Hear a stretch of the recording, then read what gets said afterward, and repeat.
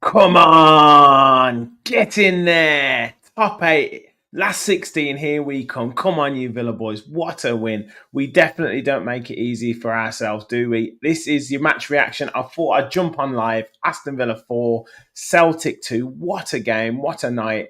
Just brilliant, brilliant, brilliant performance that had everything in it. It had the phenomenal start. It had being pegged back. It had the missed chances, missed penalties, tension, drama, you name it, it had it. And hat trick for Morgan Rogers. Just brilliant, brilliant performances across the pitch. Players going down injured, substitutions being made, players playing out of position yet again. But we showed the character, we showed the battle, we showed the fight to get back into the game and ultimately win. And those results, or that one result, went our way. Barcelona drawing with Atalanta to help us secure that top 8 finish.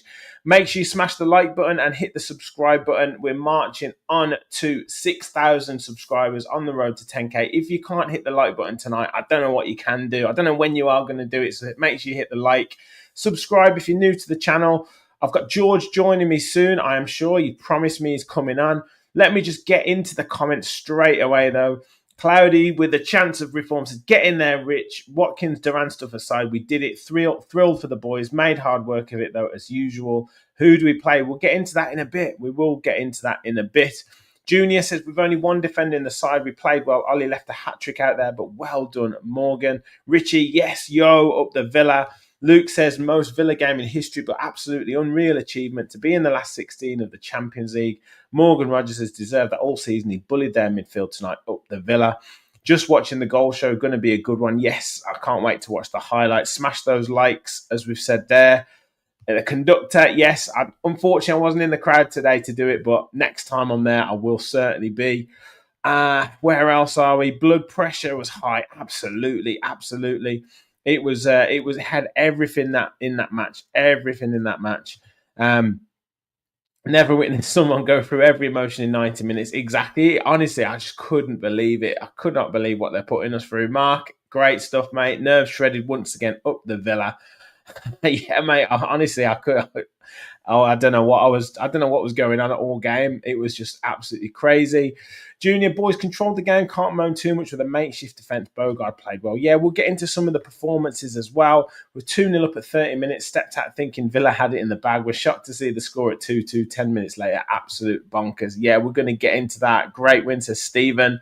100%. What a win it was. And yeah, let's get into the team and how we started, because I don't think anyone was too surprised. I don't think we really had much to choose from on the bench. Maybe McGinn could have started, maybe maybe left Bailey out or something like that. But obviously kept it pretty much the same. The debate was who would play at centre back. It looked like Lamar Bohada would play at centre back, but it was actually Boubacar Kamara that dropped into centre back. Bohada played in midfield.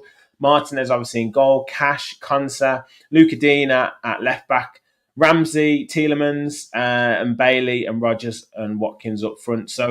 And we got off to the absolute best of starts. Just some fantastic flowing football. More down on that left-hand side, Jacob Ramsey getting in. It looked like it was going to kind of get lost. And I think Dean looked like he was going to lose the ball, but he knocked it back. I think it might have been to Tielemans. Ramsey made the run. Ball played through, cuts back to Morgan Rogers, and he just sweeps it into the net for the first goal. And we're in absolute dreamland at that point. We just cutting through. And then within 33 seconds, I think it was, we make it 2.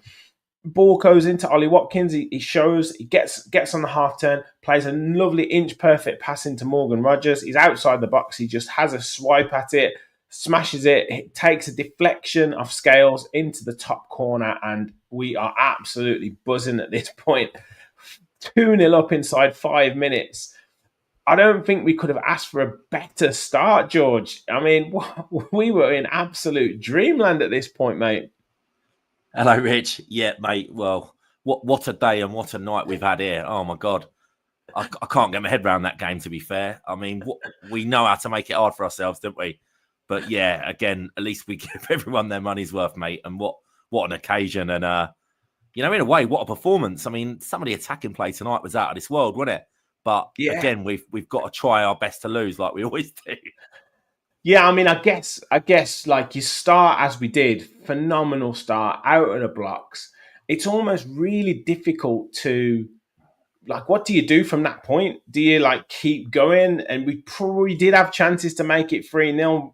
Ollie Watkins missed a great chance. He probably couldn't have done much with the finish. He tried to dink it in, and the lad saved it off the line. But yeah, do you kind of drop off the tempo after 5 minutes and you're 2-0 up? Because ultimately the other team are going to have a spell, but it just happened that we missed that chance, and then they kind of got a little bit into it and thought, right, let's go for it. And then, yeah, like you said, to score 2 goals in 2 minutes and then to concede 2 goals in 2 minutes is just absolute Villa all over, isn't it? Yes, mate. We've had a lifetime of that, and it doesn't seem to be slowing down at all, does it? Yeah. As for that Watkins chance, I mean, he's just got to just hit it a bit harder, surely. For me, I mean, it should have been 3-0, no doubt. But I just thought the Cash injury, it just, obviously I know it wasn't nowhere near as bad, but it just had that same feeling as Mings on Sunday, didn't it?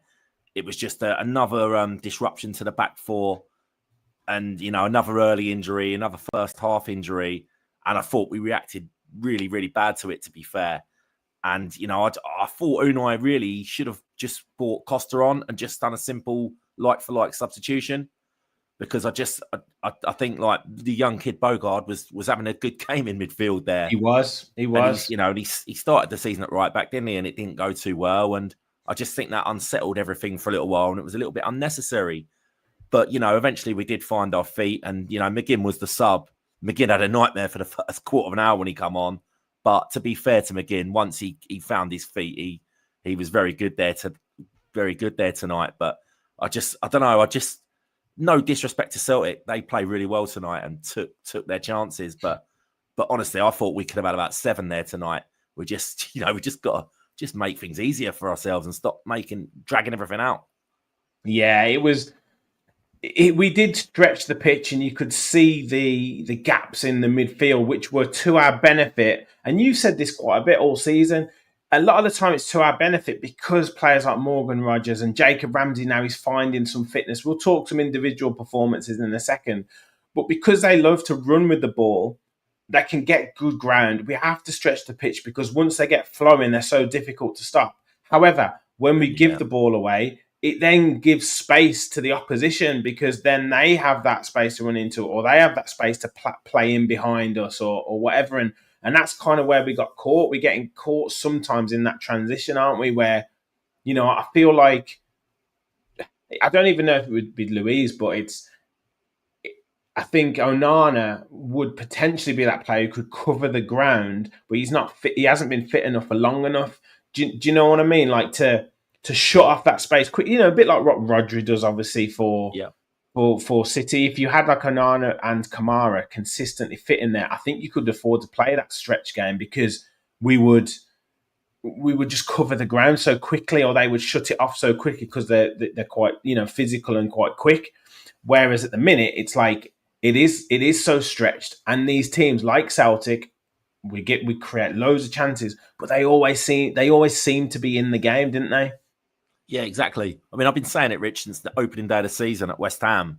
That everything you just said there, it is Louise. I'm convinced that Louise was the one that stopped that transitional game, and without him, we've been vulnerable to it all season. He wasn't he wasn't a world beater, but he just had a way of like dictating things, whether we had the ball or whether we didn't have the ball. And yeah, I just feel we've missed that this year, and it's all a bit hectic and a bit crazy. A bit very entertaining. I won't deny that one, but just a bit mad, mate. And it doesn't do nothing for the old heart, does it? Oh, mate. Honestly, it was.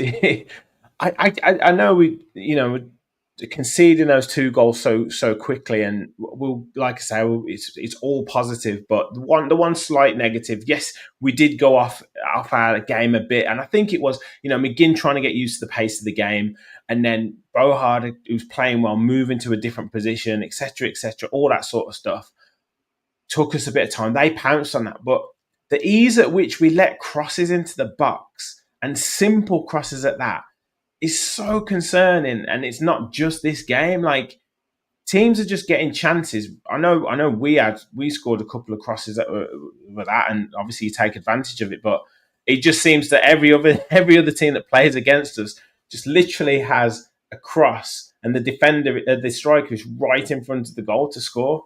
How are we letting these crosses in so easily? Yeah, it's another thing that's been happening all season, and I don't know. It doesn't feel like we're doing much to combat it. Really, it's just like, all right, you do that, and we'll score more. We'll hope to score more than you, and that's been what we've done this season. I don't know. What do you blame? Do you blame the fullbacks for not getting out quick enough, or are they being told to sit in a bit closer together? I don't know, but it's a problem because the amount of goals we concede from crosses is ridiculous, isn't it? And fair play to Celtic actually on that second one, because that was a really nice little. I don't know who did it, but a little back heel just fooled about 3 of our defenders. And, Yeah, it was lovely. That was Engels, I think. Yeah, and the kid yeah, and the yeah. lad, was it Idar? Adam Ida, yeah. Put it away nicely, didn't he? It was a really good goal. He had a decent game, We didn't have a lot to feed off, but every time he got in behind, he looked dangerous. Right, I'm getting told off for not going into the comments, so let me please get in there. Villamania says Kamara's excellent second half in defence. Yeah, he's just got a touch of class, hasn't he? Mike, listening in the car on the way back to Manchester, amazing. Top man, Mike, love it. What a game. Stephen says Kamara is going to be our player of the season by a mile. Yeah, brilliant. Martin says thought JJ was excellent. Rich says when can Marlon play in the Champions League finals? Yeah, our bench looked a bit weak today, I'm telling you. It did. A few people talk about Bailey. We'll talk about him in a second. I want to go through quite a few players, to be fair. He's getting some. Bailey played well, says Junior. A few other people saying he's played well. Some saying he didn't play well. Philip says Thomas Tuchel must have enjoyed that from the stand. We might have 3 to 4 Villa players in the next England squad up the Villa. Wazzle was absolutely pacing the room at full time for the Atalanta game to end. Yeah, me too, mate. Absolutely. English with Richard Park says Rogers, Kamara, Watkins, outstanding. Bailey was superb on and off the ball, he says. Luke says Kamara needs a contract. Yeah, please get him. Please get him a contract. Yes, Claudio, I'm getting in the comments. Don't worry, mate. I think I had a super chat as well from Rich. It says Ramsey, Rogers, and Watkins and Felix. Yeah, that'll be good. I don't want to go into transfers too much tonight because there's so much. Alex says, boy, glad we won to avoid I think it was the playoffs. Yes. Emery said, thank God Ollie passed to Morgs. Ollie might have missed it. Yeah, but Morgan slipped as well, so I don't know what they've been doing in that penalty box. It's crazy what happened there. Always starts from not stopping crosses. Absolutely, you have to. The defenders have to put their bodies on the line to stop these crosses. It's just ridiculous, just absolutely ridiculous for letting too many crosses.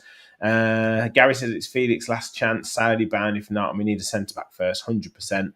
Kamara's excellent even in defence. Yes, definitely. Terry says up the Villa. There's only one Terry Turner. Everyone hit the like button. Good man, Terry. There is only one Terry Turner.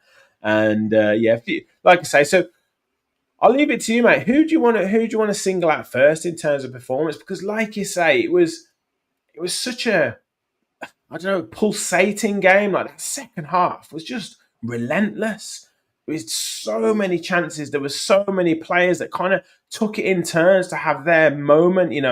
Ramsey was brilliant first half, and then in parts of the second half. Bailey was very quiet in this first half, but came to life at times in the second half.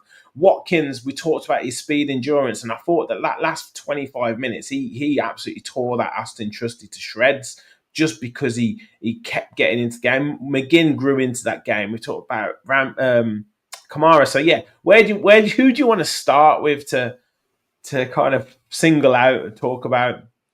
That's a very, very tough question, isn't it? I mean, look, I'm going to have to go for the obvious one. Morgan Rogers just banged a Champions League hat-trick. That's outrageous, isn't it?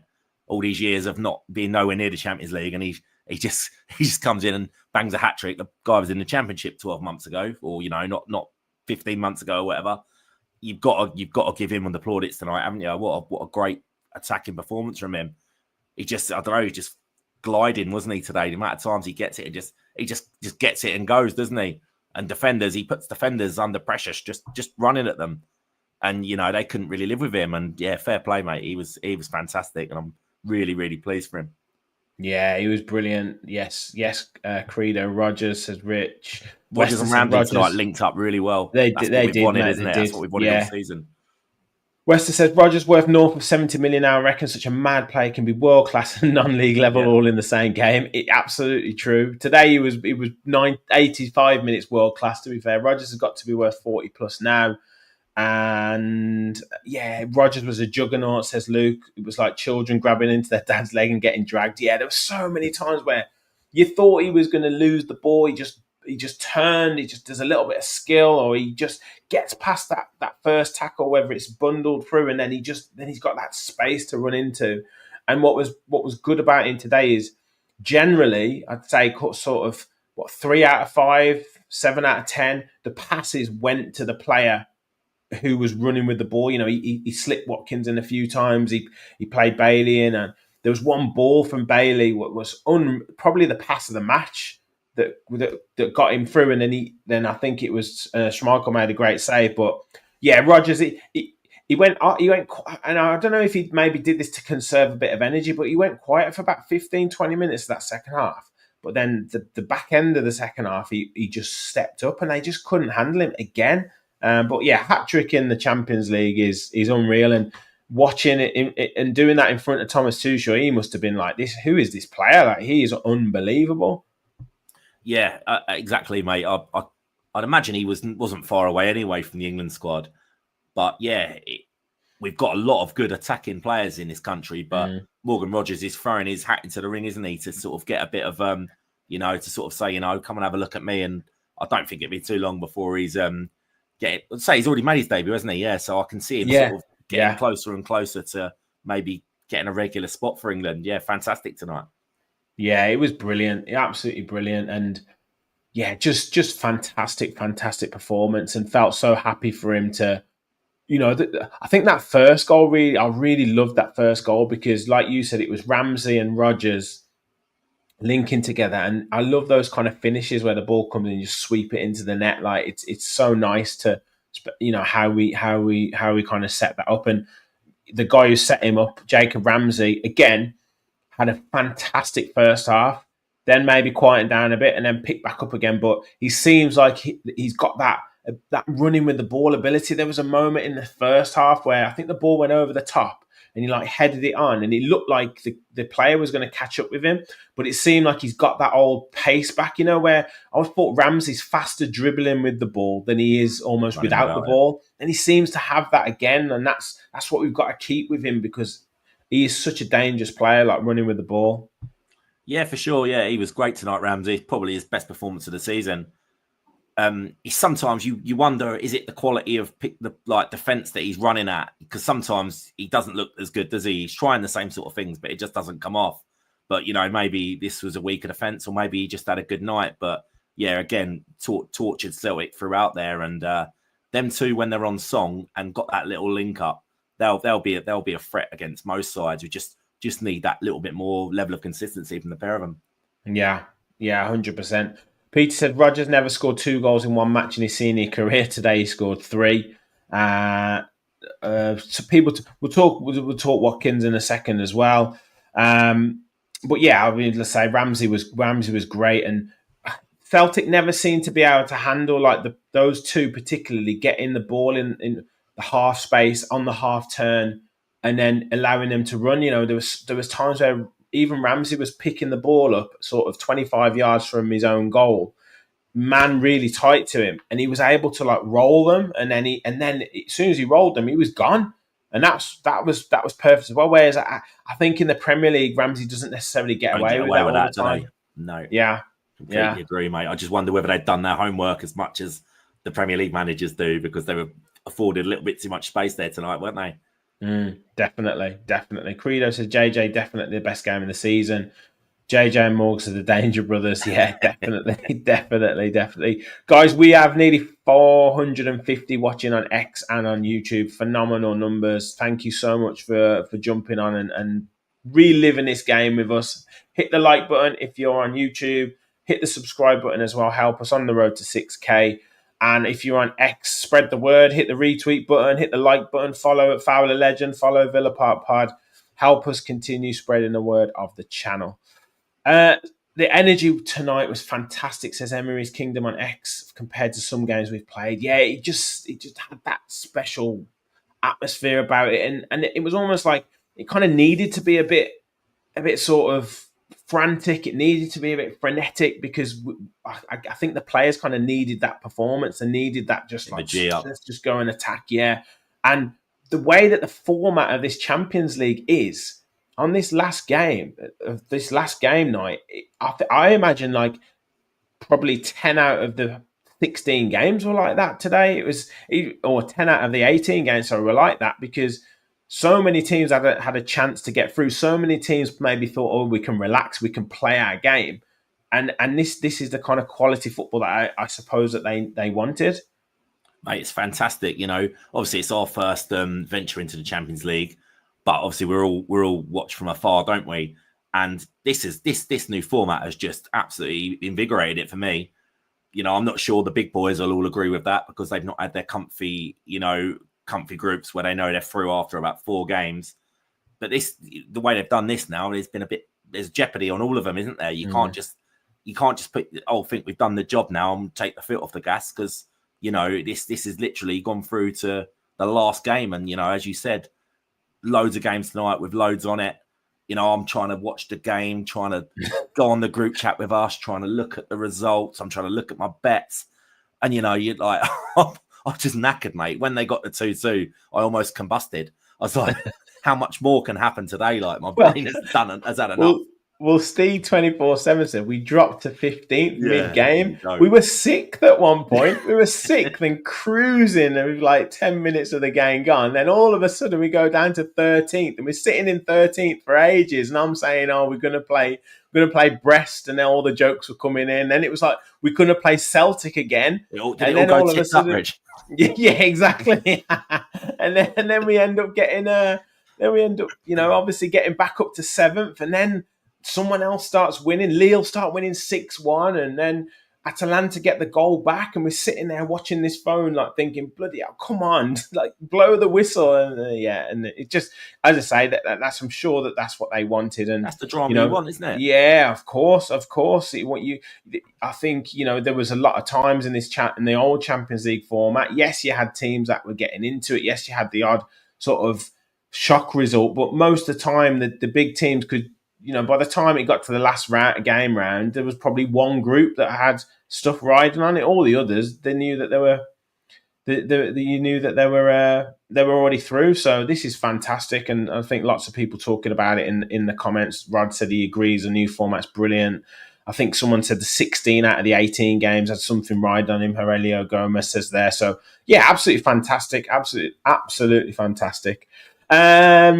Let's talk Ollie Watkins because he divides so much opinion. I've got people in here saying he was crap. I've got people in saying sell him.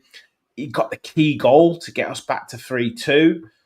Really, really lovely move. Sweeping finish again, set up by Morgan Rogers. But he could have had 4 or 5. Missed.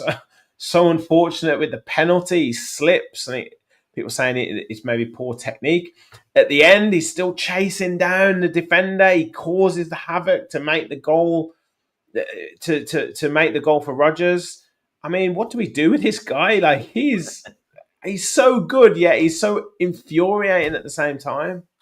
Mate, listen, we've been on our little group chat. We've been talking about Watkins since about 9 o'clock this morning, and I'm not even exaggerating here. It's literally been on and off all day long.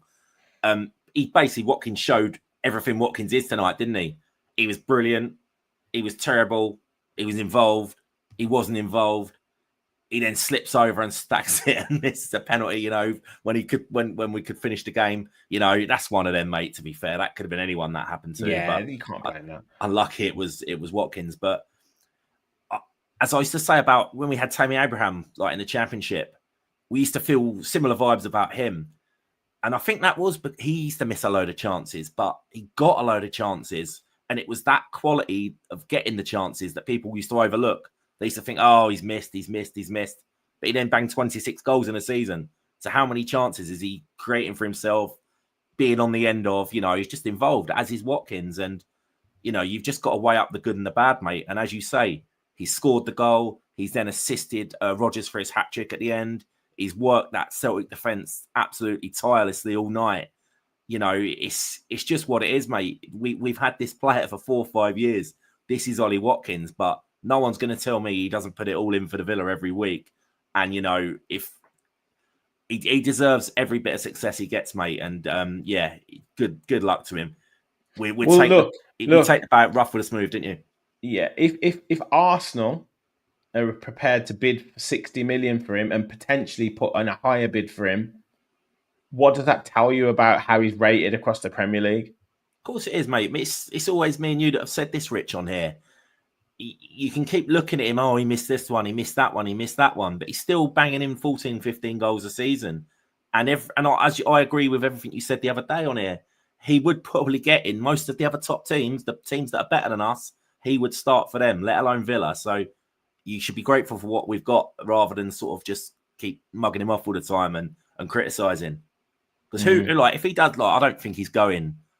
Arsenal will push the button again, but I don't think we're going to get rid of him this window. Maybe they're doing it to appease their fans. Yeah, well, we replace him if he was to go. I don't know, because Duran's pretty much done from what I can see. Duran's gone. Yeah, Duran's gone. Look, I've said it before. He will infuriate you, but I've already said it before. Every striker misses chances. Newcastle fans go, Isak's amazing, a brilliant player, but Newcastle fans go mad at him when he misses chances, or they'll say he's anonymous. He was anonymous against Bournemouth. He didn't do anything. So they'll moan about him. Haaland, absolutely amazing goal scorer. Just as much as Watkins does. Yeah, and Man City fans were moaning at him 6 weeks ago. So, he has areas of his game where he needs to improve, and he doesn't score enough doubles. He got 1 goal today, and he should have scored 2 or 3. That's the ruthless Ollie Watkins that you need, where he's going to put those chances away. And yes, the goalkeeper made some phenomenal saves, but he should be scoring 2 or 3 goals today. He absolutely should. Yeah, agreed. And there are times when, in certain moments in games, your clutch player will score a goal, whether it's at the start of a game or the end of a game, or you're drawing 1-1 and you need to get the 2-1 or whatever it is. That's where he probably needs to improve. But in terms of running the channels, giving defence the run around, I mean, that Trusty probably doesn't know what day of the week it is, let alone that he's just played a football match, because he's absolutely tore him to shreds. So I've always said, Rich, with Watkins, if his misses are costing us games, then you've got an issue on your hands. But like last season, wasn't it? He was missing a lot of chances last year and people were getting on his back. But we were winning the game. So, it doesn't matter. If you're losing 1-0 and Watkins has missed 3 sitters, he's open for all the criticism in the world. I can hear that. But a game like tonight, we've won 4-2. He's missed a load of chances. He's missed a penalty. But he scored and assisted and job's done, you know what I mean? Ask the rest of the Villa team what they think of Ollie Watkins. Just about to say that. Who would they rather play up front with? Who would they rather play up front? Yeah, it speaks for itself, doesn't it? Yeah, I've got so many comments, so many. Massive shout out to Rod, $10 super chat. Ollie just got a goal and 2 assists, just saying, up the Villa fam, it's our year. Decky says, yes, needs to be more ruthless, cut out the little flicks and bang them in, but he always works really hard and he made the hat-trick goal. Luke just said we've drawn games from his misses though, so there are times when he hasn't. Mateta, someone says, is Mateta available? Crystal Palace fans go mad about him. They say he can't play football, but he seems to score some goals. So James says, boys, oh what a night, just leaving Aston now, up the effing Villa. Love it, mate. Thank you for jumping on. Adam says, I wrote so much it went over the limit. Up the effing Villa, so proud. Love the fans. Kept Ollie's spirits up because he played a hell of a game. Unai played it right. Rangers Isak for Watkins swap. Yeah, I'd do that, to be fair. I would do that. Dirty Dogs and Diesel said his work rate alone gets him into most teams. Exactly. Paul says, Villa in the top 8 and according to Chris Heck, a gift to be delivered to season ticket holders by the end of January. Or does he think we will forget? Well, hopefully he doesn't. He'll be all right now. We've just secured an extra £11 million onto the balance sheet, so that's all right. We better be signing someone after this Duran sale, says Adam. We might talk that in a second. And Michael says, get Dougie Louise back too. I'm sure George would agree with you there. I would. Barry says Watkins just needs a bit more confidence. That Arsenal bid would have been distracting too. Yeah, he'd be all right. I'm sure he'll be all right. Emery's Kingdom says Ollie all day up front. Sharik says Watkins should have finished the game on his own. We won in the end, but same problems of always. 5 chances to score one. I think someone mentioned, it might have been Rich, said Watkins is like Andy Cole in terms of chances, and I'd probably say that. As well. I used to love Andy Cole as well. I thought Cole was absolutely mate. unreal. Peter says, up the bloody Villa, taking care of business. Yes, Peter, we love it. Kamara, again, playing in a sort of unfamiliar, well, not necessarily unfamiliar position in his time at Aston Villa. He has played centre-back before. Did well again, didn't he? Just calm on the ball, was bringing the ball out from the back. Yes, Ida played well against him at times, sometimes the ball in behind, but him and Konsa, thought Konsa was quietly excellent as well.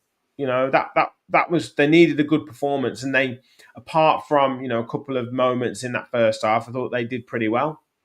Yeah, 100%, mate. I mean, Kamar, that should be his name, because he is so composed, isn't he?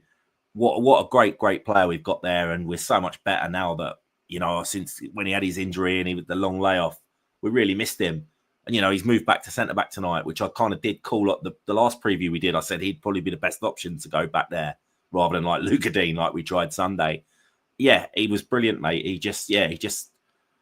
He's got class. He believes in himself. You can see it. He slows it down a little bit, but there's never any panic, is there?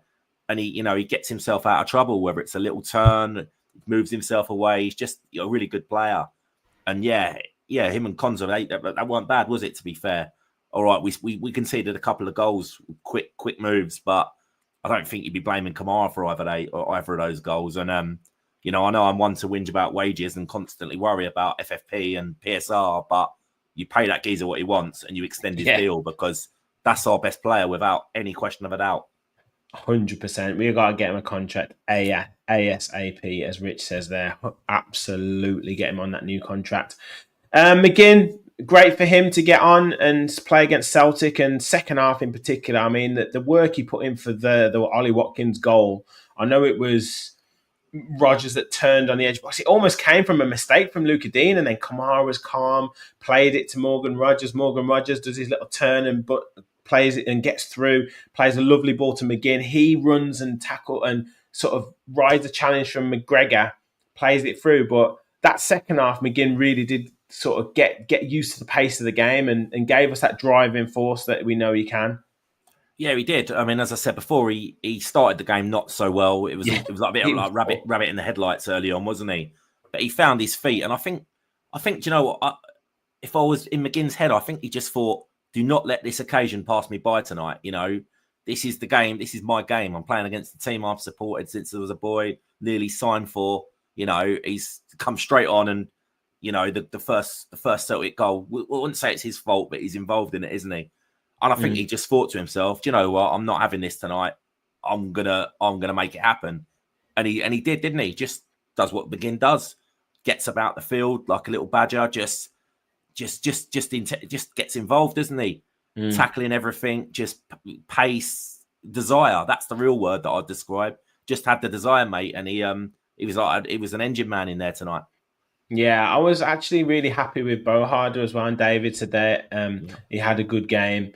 And it's funny, isn't it? Because we talked, you mentioned Nedeljkovic maybe could have come on, and because mainly he was having a good game in central midfield, and I really liked him in central midfield. But it's funny because when you see some young players, and we've seen this with Nedeljkovic when he's come on at times, they don't want to give him the ball. And it felt today that Boharder kind of had the trust of the players. They gave him the ball more in midfield under pressure, and they were still giving him the ball when he played at right back as well. And that meant that we could spread the pitch. We weren't just all the ways going down the left-hand side. And yes, it's difficult for young players at times, but they have to earn the trust of their more experienced players on the pitch, and I think at times, I think Bohard is gradually getting that, and it's young players that have to do that. It's not necessarily their ability as players; it's the ability to play in that arena.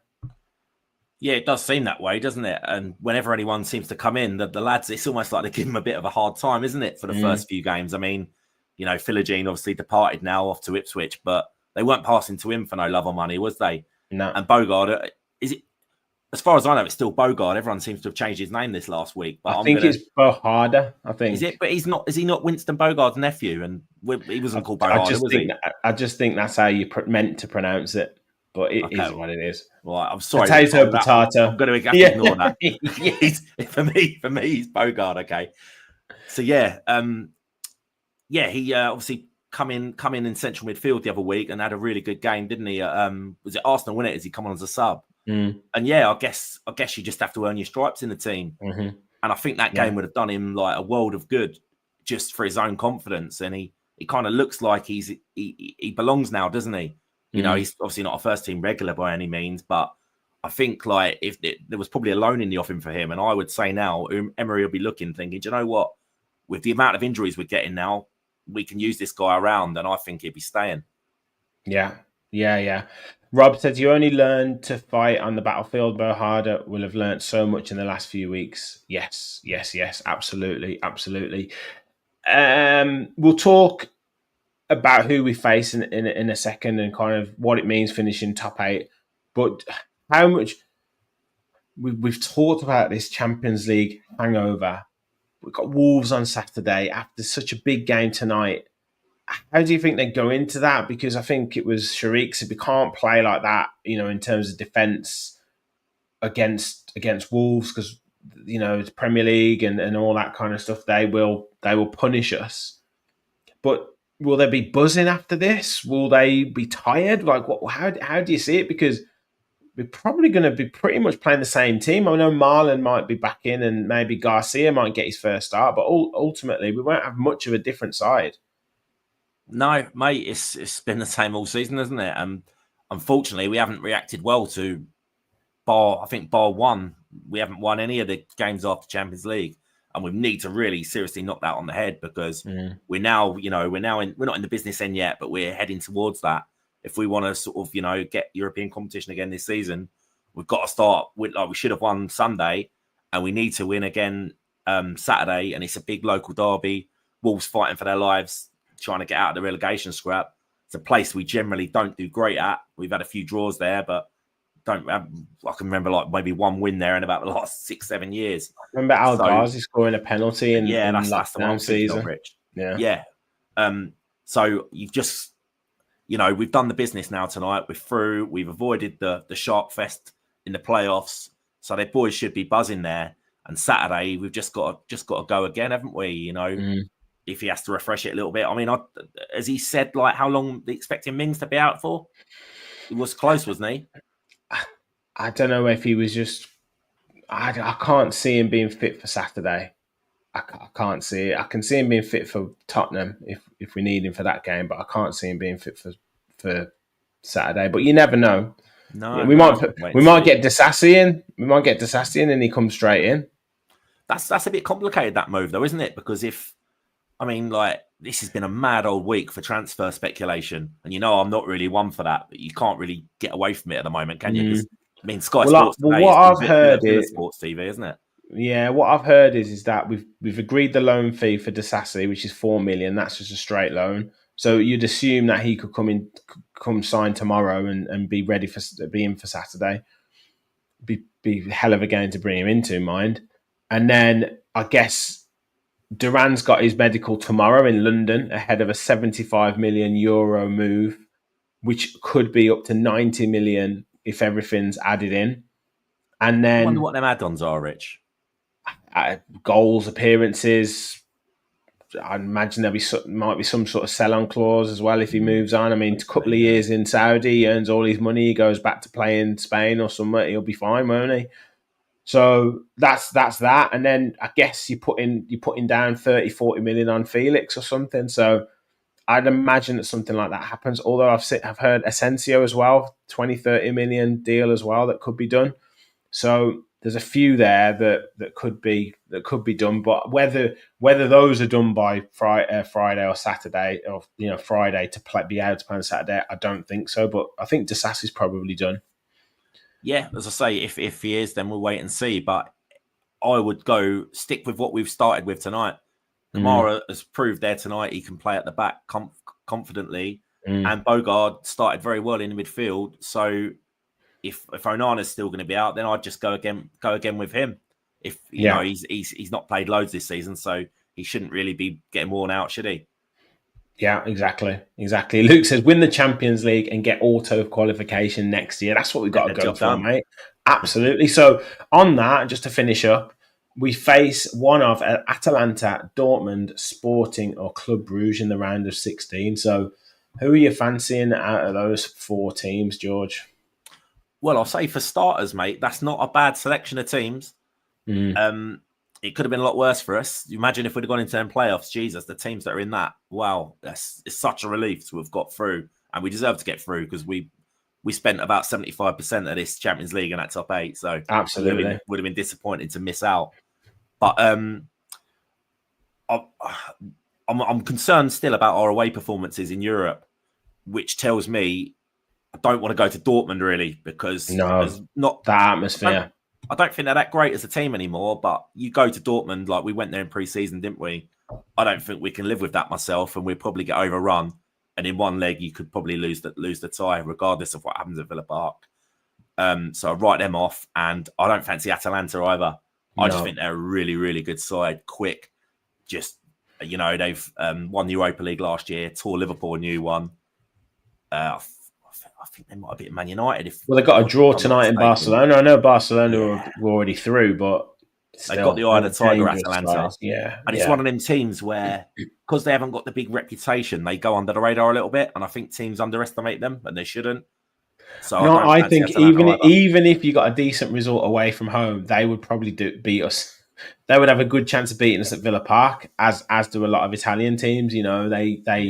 I know they don't necessarily play in the style of an Italian side, but I'm pretty sure they could. They know some of those dark arts. So yeah, I would fancy, as Weston says, Sporting or Bruges. Yeah, that would be for 100%. Me. Let's get Bruges and get our revenge for them ruining our little trip, Rich. Yeah, exactly. We'll go back there. The beer was good over there, though, wasn't it? That pub was great. We'll be back in the Monk. Yeah, that was fantastic in there. The way that I don't know how they managed to pour so many pints and hold them in the same hand. It was great. I met Rich the other day at the West Ham game. I was in the Aston Tavern before the game, and I was chatting to these lads, and they'd been in the Monk as well the same day. And we were just waxing lyrical about that barman, saying he's literally got a serious pub full of lads, and he just controlled it, didn't he? He was the man. Yeah, brilliant. Absolutely no brilliant. Stress at all, mate. Yeah, let's get back there. Brilliant. Yeah. But I wouldn't mind a trip to Lisbon. I absolutely would not mind a trip to Portugal. So when would it be? Are they March, the last 16? Because the knockouts are 2 weeks' time? I mean, again, get your question on that in a second. How important is it that we don't have to play these 2 extra games? That was massive. Absolutely massive. Obviously, one for fatigue and burnout and stuff, but for 2, as I just said, look at the teams that are in that.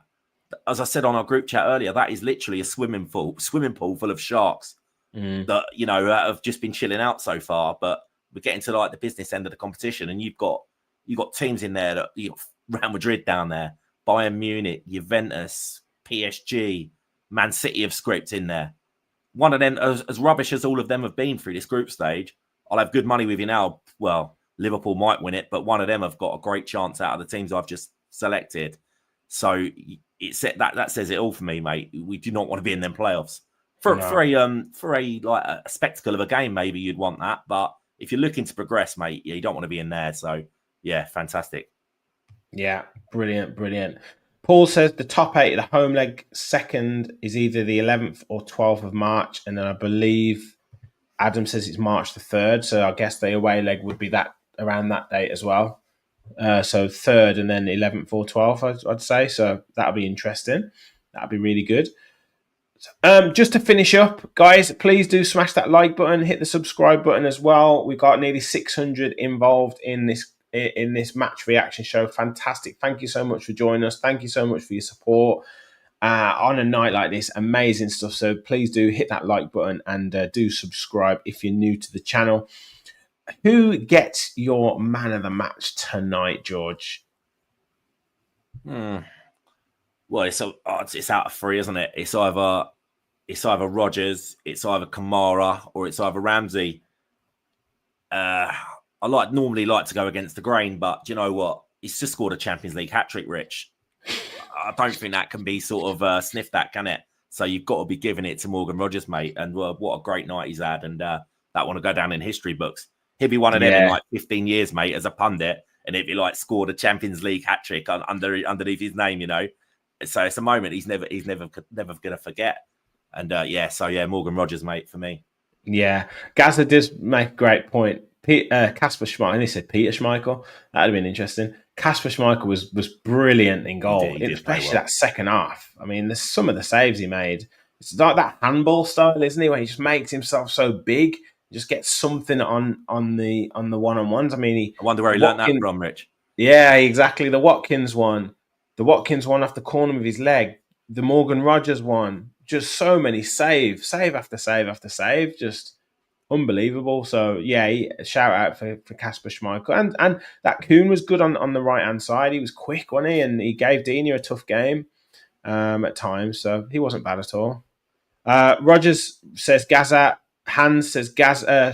Hans says Gaza. Hans says Rogers. Adam says Rogers. Love Bleed says Rogers. David says Rogers. Cloudy with a Chance says, thanks, Rich Fowler. What a great night. Man of the match obviously has to be Rogers. Paul says Ramsey. Weston says got to be Rogers, but thought Kamar did a real job. Generally, Morgan Rogers. He's got to be, hasn't it? Absolutely got to be. Setter Stain says Conser or Rogers. Conser was great as well. So what a night, George. Top 8 secured, last 16 secured, an extra £11 million in the coffers, and we have to talk about money as well. So that's very helpful to get less games as well. So that's always great for the squad. I mean, what a night, what a game. Absolutely phenomenal stuff. Anything to finish up, mate? Joe, all I'll say is just a little plea to Villa Park, right? We've had that atmosphere tonight, and we've had that atmosphere, Bayern Munich, Juventus, some special occasions, right? And you've seen what can happen. Let's do that in the Premier League games. Like, I was there at West Ham on Sunday, and it honestly, it was like a bloody funeral. It was so quiet. You know, I'll never knock a match day fan, because I know everyone spends their money and they put their effort in making the game. The weather can be rubbish. The performance can be rubbish. But we've got to do our bit as fans. You just sit there on your ass and wait for it to happen. A lot of the time it doesn't happen. And it's about time just get behind them and see what difference us as a fan base can make. Yeah, absolutely well said, mate. We've got to make that atmosphere massive. We'll be back with Wolves preview, obviously transfer talk shows as well, with everything that's going on with Villa. So make sure you stay tuned to the channel. Hit that like button, hit the subscribe button. I think we hit over 600 in the chat. So amazing stuff. Thank you for all your support on this night. What a night. Villa through in the Champions League in that top 8. Amazing game. Aston Villa 4, Celtic 2. Thank you all for watching. And as always, remember, we'll follow the Villa.